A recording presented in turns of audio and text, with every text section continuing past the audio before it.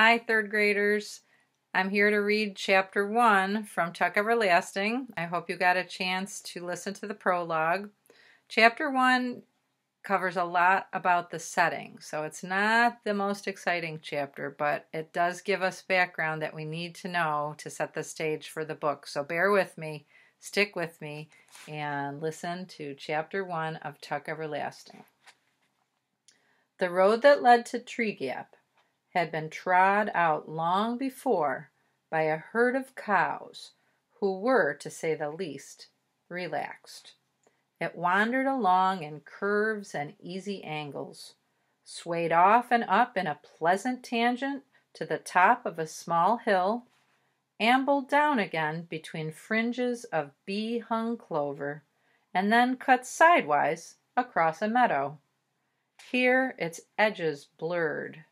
It widened and seemed to pause, suggesting tranquil bovine picnics, slow chewing, and thoughtful contemplation of the infinite. And then it went on again and came at last to the wood. But on reaching the shadows of the first trees, it veered sharply, swung out in a wide arc, as if for the first time it had reason to think where it was going, and passed around. On the other side of the wood, the sense of easiness dissolved. The road no longer belonged to the cows. It became instead, and rather abruptly, the property of people. And all at once the sun was uncomfortably hot, the dust oppressive, and the meager grass along its edges somewhat ragged and forlorn.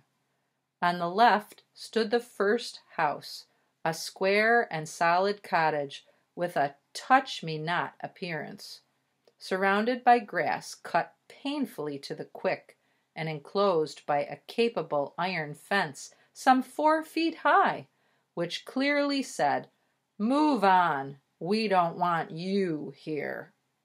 So the road went humbly by and made its way past cottages more and more frequent, but less and less forbidding, into the village. But the village doesn't matter, except for the jailhouse and the gallows. The first house only is important. The first house, the road, and the wood. There was something strange about the wood.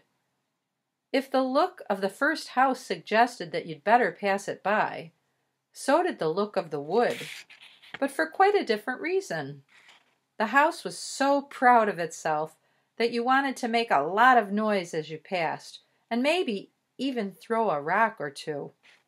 But the wood had a sleeping, other-world appearance that made you want to speak in whispers.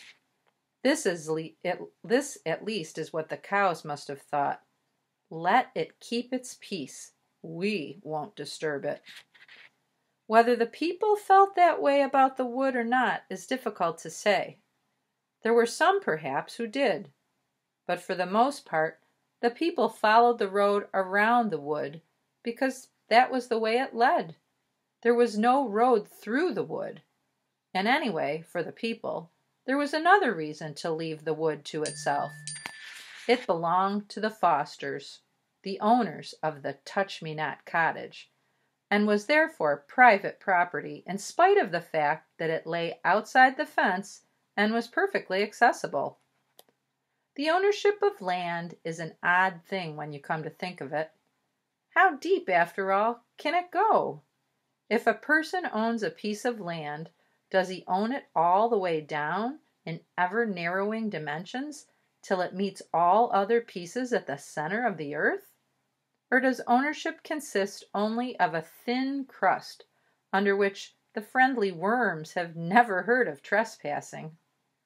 In any case, the wood, being on top, except, of course, for its roots, was owned bud and bough by the Fosters in the Touch-Me-Not cottage, and if they never went there, if they never wandered in among the trees, well, that was their affair.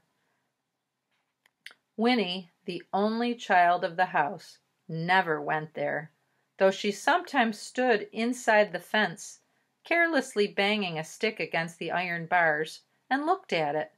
But she had never been curious about it. Nothing ever seems interesting when it belongs to you, only when it doesn't. And what is interesting, anyway, about a slim few acres of trees?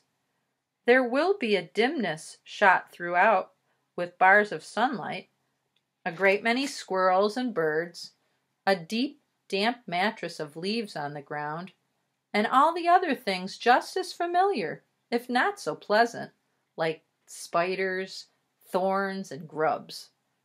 In the end, however, it was the cows who were responsible for the wood's isolation, and the cows, through some wisdom they were not wise enough to know that they possessed, were very wise indeed. If they had made their road through the wood instead of around it, then the people would have followed the road.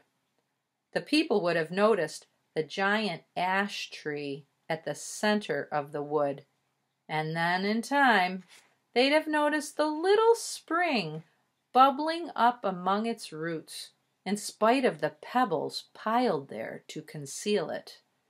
And that would have been a disaster so immense that this weary old earth, owned or not to its fiery core, would have trembled on its axis like a beetle on a pin. So there were a lot of really good words in that chapter. I'm just looking back to see a few. Weary is a great word. Disaster is a great word. Isolation, some really wonderful words there. If you're listening to the reading and you want to look those up, that's always fun to learn new words. But there's a little bit of foreshadowing here. They're talking a little bit about a big tree, an ash tree in the middle of the wood, and about a little bubbling spring. So we need to stay tuned to see what that's all about. And this chapter did introduce our first and our main character. Her name is Winnie. All right, until tomorrow, my friends. Have a great day.